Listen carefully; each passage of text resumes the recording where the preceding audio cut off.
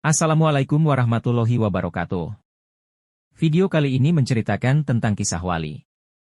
Wali satu ini tidak terdaftar di jajaran Wali Songo, tetapi wali satu ini kesaktiannya luar biasa. Wali ini adalah Wali Paidi. Wali Paidi adalah anak ketiga dari 3 bersaudara, dia adalah anak terakhir. Sebelum membahas tentang kisah Wali Paidi, jangan lupa dukung channel kami, Alvin Nada Record, dengan cara subscribe, like, dan komen. Terima kasih.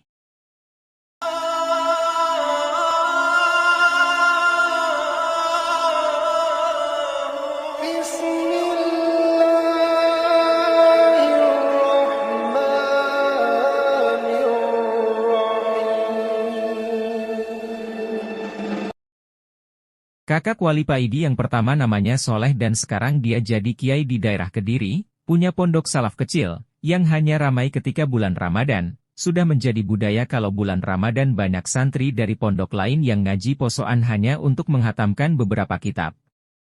Sesekali Wali Paidi juga sering ikut mengaji ngalap berkah ke kakaknya. Ngaji di bulan Ramadan memang sudah menjadi budaya, ngaji kitabnya juga super cepat yang bertujuan memang untuk menghatamkan bukan untuk kepahaman. Soleh kakak Wali Paidi ini memang sangat cerdas dan pintar. Sejak lulus madrasah ibtidaiyah, setingkat SD, dia sudah mondok, dia selalu dapat ranking di kelasnya. Sehingga tidak heran ketika dia lulus dia diambil menantu seorang kiai di daerah Kediri, dan setelah ayah mertuanya wafat, dialah yang meneruskan menjadi pengasuh pondok pesantren peninggalan mertuanya.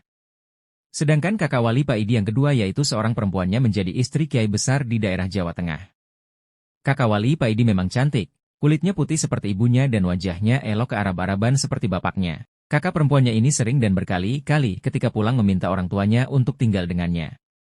Namun ibunya tidak ingin pindah ke Jawa Tengah dan kemauan kakaknya ini sangat didukung keluarga suaminya. Kebetulan keluarga suami kakaknya ini kaya raya. Bukan karena pondoknya yang besar tapi keluarga suami kakakku ini mempunyai kebun teh yang berhektar-hektar luasnya. Tapi orang tuanya tidak mau menerima tawaran kakak perempuannya ini, mereka sudah bahagia melihat anak mereka bahagia itu alasan mereka. Kakak perempuan Wali Paidi ini juga sejak kecil sudah berangkat mondok di pesantren di daerah Jawa Tengah dan ketika lulus kakaknya ini diambil menantu oleh pengasuh pondoknya.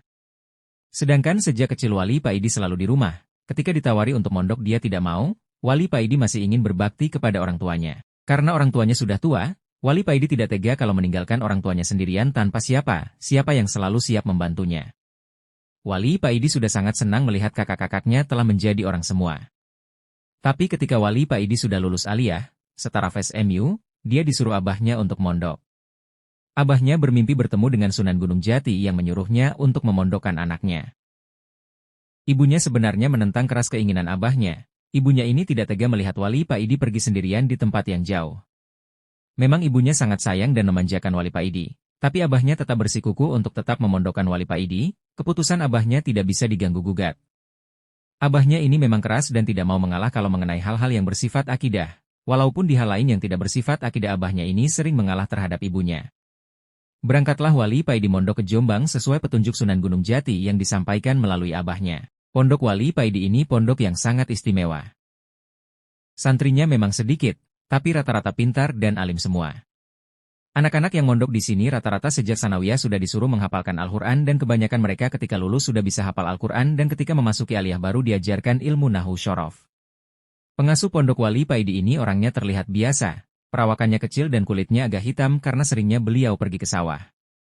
Akan tetapi, menurut kabar dari santri-santri yang didengar oleh Wali Paidi bahwa kiai pengasuh ini sebenarnya adalah seorang wali yang mastur, tersembunyi. Ketika Wali Paidi sowan dengan abahnya ke pengasuh pondoknya, abahnya bilang kepada Mbah Kiai, saya titipkan anak saya kepada panjenengan.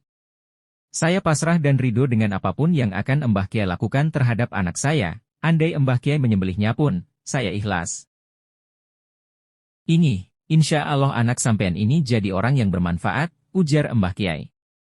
Lalu Wali Paidi diantar abahnya ke kamar pondoknya. Abahnya berkata kepada Wali Paidi, "Nak, aku memondokkan kamu ini bukan bertujuan membuatmu supaya pintar, tapi aku pingin kamu mondok ini belajar akhlak yang baik kepada kiaimu." Lanjut abahnya, apapun yang diperintah kiaimu laksanakan dengan ikhlas, andai kiai menyuruhmu memotong tanganmu pun kamu harus melakukannya, tanpa harus bertanya apa alasannya. Inggih abah, jawab Wali Paidi. Keesokan harinya Wali Paidi dipanggil oleh Mbah Kiai Kendalem. Bergegaslah Wali Paidi menemui Mbah Kiai. Setelah bersalaman Wali Paidi duduk di lantai. Di depannya Abah Kiai duduk dengan bersandarkan tembok. Kaki kanannya diangkat dan tampak di selipan jari tangan kanan Abah Kiai terselip rokok kretek gudang garam hijau. Pak Idi, kamu mondok di sini gak usah ikut belajar ngaji. Percuma otakmu gak akan kuat untuk menghafalkan Al-Quran, apalagi belajar nahu dan syorof. Ucap Mbah Kiai. Wali Paidi terdiam, hatinya merasa terpukul dan sedih. Tidak menyangka kiainya akan berkata seperti itu. Walau pesan abahnya kepada dirinya kepintaran bukan tujuannya untuk dipondokkan, tapi ucapan kiainya ini begitu menghujam hatinya. Mengapa? Apa kamu gak terima? Kalau kamu gak terima dan gak mau mondok di sini ya pulang saja. Kata kiainya dengan cuek. Setelah menghisap rokoknya, kiai berkata lagi, abahmu menitipkan kamu kepadaku ini supaya mendidikmu, menjadikanmu sebagai orang yang bermanfaat dan aku lihat kamu ini gak cocok untuk belajar. Jika kamu ngaji, gak ada manfaatnya karena otakmu yang kendo itu, aku melihat kamu ini lebih pas kalau menjadi kacung di sini. Dan membantu bersih-bersih di dalam, dan membantu memudahkan santri-santri lain untuk belajar di sini, membersihkan kamar mereka, menatakan sandal mereka, mengisi bak kamar mandi dan sebagainya. Wali Paidi terdiam hatinya marah bercampur sedih. Dia sangat sedih dibilang otaknya kendo, tapi dia teringat pesan abahnya untuk manut atas apapun perintah kiainya. Bagaimana? Apa kamu sanggup menjadi kacung di sini? Ucap kiainya lagi. Inggih Kiai, jawab Wali Paidi pelan. Kalau begitu mulai sekarang kamu bersih-bersih di dalam, habis itu bersih-bersih pondok, ucap kiainya. Sejak saat itu Wali Paidi selama di pondok hanya menjadi kacung bagi santri yang lain. Pertama dia agak uring-uringan menjalankan perintah kiainya ini, tapi lama-kelamaan hatinya menjadi sadar, dia sebenarnya juga belajar menjalankan perintah kiainya dengan baik dan benar. Namun hanya perintah bagi dirinya saja yang berbeda, dia disuruh melayani santri yang lain, sedang santri yang lain diperintah untuk belajar dengan tekun, sama-sama menjalankan perintah kiai. Di suatu malam sehabis maghrib, Wali Paidi duduk termenung di depan kamarnya, dia melihat para santri ada yang menghafalkan Al-Quran dan sebagian yang lain bermusyawarah membahas permasalahan nahu dan syorof. Hati Wali Paidi menjadi gundah. Dia merasa sangat bodoh dan gak bisa apa-apa, apalagi kemarin kakaknya berkunjung kepadanya dan mengetes kemampuannya dalam hal pengetahuan agama, dan dia tidak bisa sama sekali untuk menjawab pertanyaan kakaknya itu. Dilihatnya para santri punya kemahiran di bidangnya masing-masing, sedang dia hanya bisa menyapu dan menata sandal mereka. Dalam kegundahannya itu Wali Paidi tertidur dengan posisi terduduk di depan kamarnya. Tak berselang lama, Wali Paidi bermimpi. Dalam mimpi tersebut Wali Paidi mendapat isyarat dari Kanjeng Nabi Muhammad Shallallahu Alaihi Wasallam agar tetap tegar, sabar dan ikhlas dalam menjalankan perintah sang kiai yang akan berbuah ilmu hikmah yang memenuhi relung hati. Dikisahkan setiap tanggal 10 Arafah ada perkumpulan 40 wali di atas gunung di daerah Makkah. 40 wali ini tersebar ke seluruh pelosok dunia dan setiap tahun mereka berkumpul di atas bukit di daerah Makkah ini, tempat dirahasiakan. Dengan kudrat iradat Allah Subhanahu wa Ta'ala, para wali mempunyai berbagai karomah yang luar biasa. Mereka ada yang datang dengan cara terbang, ada yang naik sajadah seperti Aladin, ada yang muncul dari dalam perut bumi, ada yang naik burung, ada YG Kling tiba-tiba sudah di tempat. Acara tahunan ini, semacam reuni, yang dipimpin langsung oleh Sultanul Aulia, yaitu rajanya para wali yang setiap masa hanya satu orang di jagat seluruh alam semesta ini. Di atas bukit mulai terdengar dentuman-dentuman lantunan zikir yang terpancar dari hati mereka. Di atas bukit para malaikat berwujud awan ikut menyemarakan acara reuni tahunan ini. Dengan hembusan angin yang sepo-sepo berlantunkan takbir, tahmid dan tahmid. Tampak di kejauhan di bawah bukit ada orang yang tidak terlalu tua tampak tertatih-tatih dan sangat kesulitan mencoba menaiki bukit. Berbeda dengan wali-wali yang datang sebelumnya, seorang tua ini tampak sangat kesulitan menaiki bukit dengan tongkatnya, dia berusaha melewati bebatuan yang terjal dan berliku. Kadang dia berhenti sebentar untuk mengatur pernafasannya lalu melanjutkan menaiki bukit lagi. Setelah sampai di puncak tampak jelaslah orang ini. Gemuruh nafasnya masih tampak tersengal-sengal kecapean. Pakaiannya biasa, jubah putih yang agak kecoklatan agak kotor. Walaupun kelelahan wajahnya selalu tersenyum, dari wajahnya bisa dikatakan orang ini gak gampang meremehkan orang lain, tawadhu dan sopan. Para wali menghentikan aktivitasnya setelah melihat kedatangan orang tua ini. Suasana tiba-tiba hening, satu persatu para wali menyalami orang ini dengan penuh hormat dan ta'adhim. Ahlan wa sahlan ya Habiballah ya Sultanul Aulia. Ucap mereka. Ternyata orang yang tampak biasa sekali ini adalah rajanya para wali. Keramatnya dan kesaktiannya seakan tidak ada sama sekali. Tolong panggilkan Paidi orang Indonesia itu suruh ke sini. Ucap Sang Sultanul Aulia, kepada para wali di sela-sela kerumunan para wali. Muncullah seorang pemuda dengan jas layaknya tentara dan peci hitam yang agak tinggi. Dari wajahnya terlihat kalau Paidi ini pemuda yang kocak. Dengan wajah cengar-cengir pemuda ini mendekati Sang Sultan Aulia, dan mencium tangannya. Setelah wali Paidi ini menghadap, Sang Sultan ini berkata ketnya, Paidi sini aku minta rokoknya dan tolong sekalian masak air buatkan kopi. Hehehe. Ternyata wali yang kemana-mana membawa rokok dan kopi hanya wali Paidi dari Indonesia. Singkat cerita, ketika acara perkumpulan 40 wali ini selesai, wali Paidi segera pulang beberapa hari ke Indonesia untuk melakukan suluk nyepi ke gua di Gunung Arjuna sesuai perintah Sang Sultanul Aulia. Wali Paidi mulai berkemas untuk berangkat ke Gunung Arjuna. Berpres-pres rokok sudah disiapkan, mulai dari DJI Semsu, gudang garam dan jarum sudah lengkap.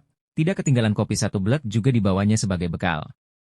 Setelah sampai di kaki Gunung Arjuna wali, Paidi mulai mendaki mencari gua yang dimaksud oleh Sang Sultanul Aulia. Pada hari yang ketujuh sejak pendakian wali Paidi akhirnya menemukan gua tersebut. Gua itu mulutnya kecil tertutup ilalang tapi dalamnya luas. Di pojok kiri ada sumber mata air dan di pojok kanan ada batu yang menyerupai meja yang kemungkinan oleh yang punya gua ini dulu dipakai untuk sholat. Wali Paidi menaruh barang bawaannya di sebelah batu yang mirip meja tersebut dan pergi menuju ke mata air untuk mandi dan berwudu. Ketika mandi hati wali Paidi ini dengan sendirinya berzikir dengan cepat secara otomatis. Pengetahuan ruhani wali Paidi semakin bertambah, hatinya berbunga-bunga tanpa dapat beliau cegah, nur basyirohnya semakin terang benderang. Setelah berwudu, wali Paidi ini melakukan sholat di atas batu yang mirip meja itu, beratus-ratus rokaat tanpa terasa telah berlalu, dan wali Paidi baru sadar ketika terdengar ayam berkokok. Wali Paidi turun dari batu menuju tempat perbekalannya untuk membuat kopi dan duduk santai sambil merokok. Panci sudah dikeluarkan dan rokok DJI Semsu refill sudah disiapkan. Tapi alangkah kagetnya, wali Paidi ini ketika mencari korek tidak ada, ia keluarkan semua isi tasnya tapi tetap saja korek tidak ditemukan. Waduh ciloko iki. Wali Paidi bergumam sendiri. Dia melihat kopi satu blek yang aromanya begitu harum dan berpres-pres rokok berbagai merek tergeletak di samping kopi. Wes. Muspro kabeh iki, kok bisa koreknya gak ke bawah, kata wali Paidi mulai kesal.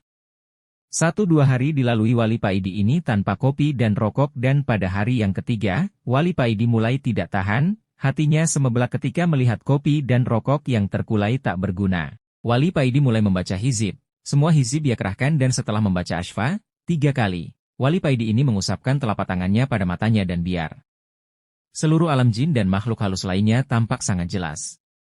Terlihat oleh wali Paidi segerombolan jin di luar gua sebelah kiri, kira-kira 10 meter dari mulut gua. Wali Paidi mendatangi bangsa jin yang terdekat dengan gua tersebut. Gerombolan jin yang melihat wali Paidi datang, dan tampak sangat ketakutan.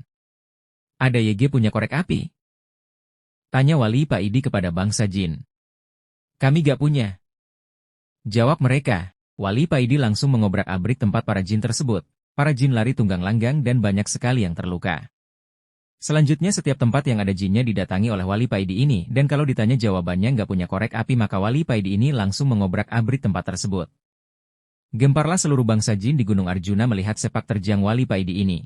Seluruh desa dan kota dari kerajaan jin di Gunung Arjuna ini telah diobrak-abrik oleh wali Paidi. Nama wali Paidi menjadi terkenal menjadi momok yang menakutkan di kalangan bangsa jin. Dan akhirnya, tibalah wali Paidi ini di pusat kerajaan bangsa jin. Ketika sampai di gerbang kerajaan, wali Paidi disambut oleh 2 jin prajurit yang memang oleh raja mereka diperintahkan untuk menyambut wali Paidi dan mengantarkan kepadanya. Tampak wajah-wajah yang ketakutan di wajah prajurit jin ini melihat wali Paidi. Dengan suara tergagap, prajurit ini mempersilahkan kepada wali Paidi untuk masuk istana dan menemui raja mereka. Dalam istana, raja jin yang bernama Ismoyo ini sudah menunggu kedatangan wali Paidi. Setelah wali Paidi masuk istana, Raja Ismoyo ini langsung turun dari singgasananya menyambut langsung wali Paidi dan mempersilahkan wali Paidi untuk duduk di sampingnya. Dengan agak takut Raja Ismoyo ini bertanya, hamba dengar Tuan Wali telah membuat geger kerajaan hamba. Tuan telah mengobrak-abrik seluruh wilayah kerajaan hamba. Apakah gerangan yang Tuan cari? Sehingga Tuan murka begini, mungkin hamba bisa membantu. Wali Paidi menjawab, aku mencari korek, apakah sampeyan punya? Itulah kisah dan cerita tentang wali YG jarang tidak masuk dalam 9 wali tapi wali ini adalah wali YG ilmunya juga sangat tinggi serta kesaktiannya. Saya akhiri wassalamualaikum warahmatullahi wabarakatuh.